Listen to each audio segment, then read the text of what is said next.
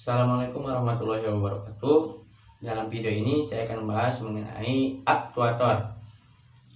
Aktuator adalah sebuah peralatan mekanis untuk menggerakkan atau mengontrol sebuah mekanisme atau sistem yang bekerja berdasarkan energi listrik.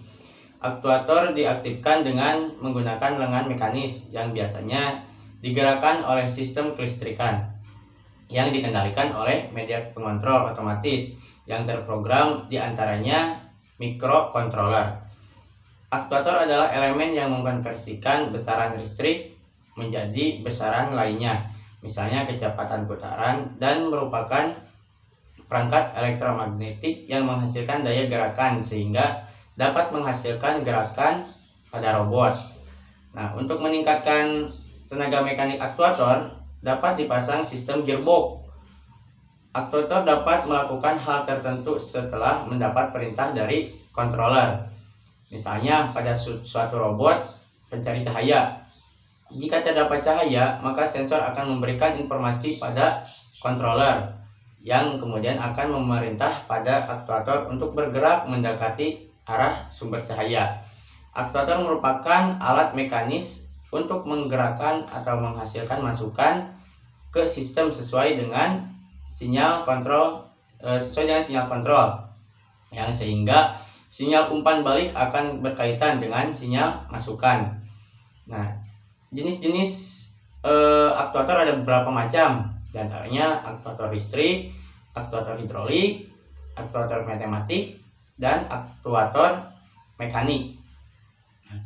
Aktuator listrik merupakan aktuator yang mempunyai prinsip kerja mengubah sinyal elektrik menjadi gerakan mekanik. Contohnya seperti aktuator listrik solenoid. Solenoid merupakan katup yang dikendalikan dengan arus listrik balik arus listrik AC maupun DC melalui kumparan atau solenoida. Solenoid ini merupakan elemen kontrol yang paling sering digunakan dalam sistem fluida, seperti pada sistem pneumatik, sistem hidrolik, atau pada sistem kontrol mesin yang membutuhkan elemen kontrol otomatis. Kemudian ada motor DC. Motor DC merupakan suatu mesin yang berfungsi mengubah tenaga listrik arus searah menjadi gerak arus energi mekanik. Bagian utama motor DC adalah stator dan rotor, di mana kumparan medan pada motor DC disebut stator atau bagian yang tidak berputar, dan kumparan jangkar disebut rotor atau bagian yang berputar. Nah, kemudian ada motor servo. Motor servo merupakan motor listrik yang menggunakan sistem closed loop. Sistem tersebut digunakan untuk mengendalikan akselerasi dan kecepatan pada sebuah motor listrik dengan keakuratan yang tinggi. Kemudian ada motor induktansi AC. Motor dalam dunia kelistrikan ialah mesin yang digunakan untuk mengubah energi listrik menjadi energi mekanik. Salah satu motor listrik yang umum digunakan dalam banyak aplikasi ialah motor induksi. Nah, adapun konstruksi motor induksi AC terdapat dua bagian penting pada motor induksi satu fasa, yaitu rotor dan stator. Rotor merupakan bagian yang berputar dari motor dan stator merupakan bagian diam dari motor. Rotor umumnya berbentuk silinder dan bergerigi, sedangkan stator berbentuk silinder yang melingkari seluruh badan rotor. Stator harus dilengkapi dengan kutub-kutub magnet, di mana kutub utara dan selatan pada stator harus sama dan dipasang melingkari rotor sebagai suplai medan magnet dan kumparan stator untuk menginduksi kutub sehingga menciptakan medan magnet. Stator umumnya dilengkapi dengan stator winding yang bertujuan membantu putaran rotor, di mana stator winding dilengkapi dengan konduktor berupa kumparan.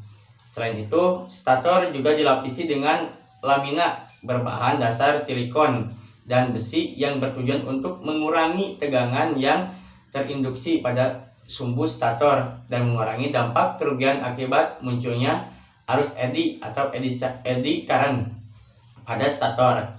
Rotor umumnya dibuat dari aluminium dan dibuat bergerigi untuk menciptakan celah yang akan diisi konduktor berupa kumparan. Selain itu, rotor juga dilapisi dengan lamina untuk menambah kinerja dari rotor yang digunakan. Nah, prinsip kerja motor induktansi AC adalah pada motor induksi AC, motor ini disuplai oleh sebuah sumber AC satu fasa. Ketika sumber AC diberikan pada stator winding, maka arus dapat mengalir pada stator winding. Flux yang dihasilkan oleh sumber AC pada stator winding tersebut sebagai flux utama. Karena munculnya flux utama ini, maka flux magnet dapat dihasilkan oleh stator. Rotor dari motor tersebut sudah diputar sedikit. Karena rotor berputar, maka akan dikatakan bahwa konduktor pada motor akan bergerak melewati stator winding. Karena konduktor pada rotor bergerak relatif terhadap flux pada stator winding. Akibatnya muncul tegangan gaya gerak listrik pada konduktor rotor sesuai dengan hukum Faraday. Nah, mungkin sekian video yang dapat saya sampaikan. Mudah-mudahan dapat bermanfaat. Assalamualaikum warahmatullahi wabarakatuh.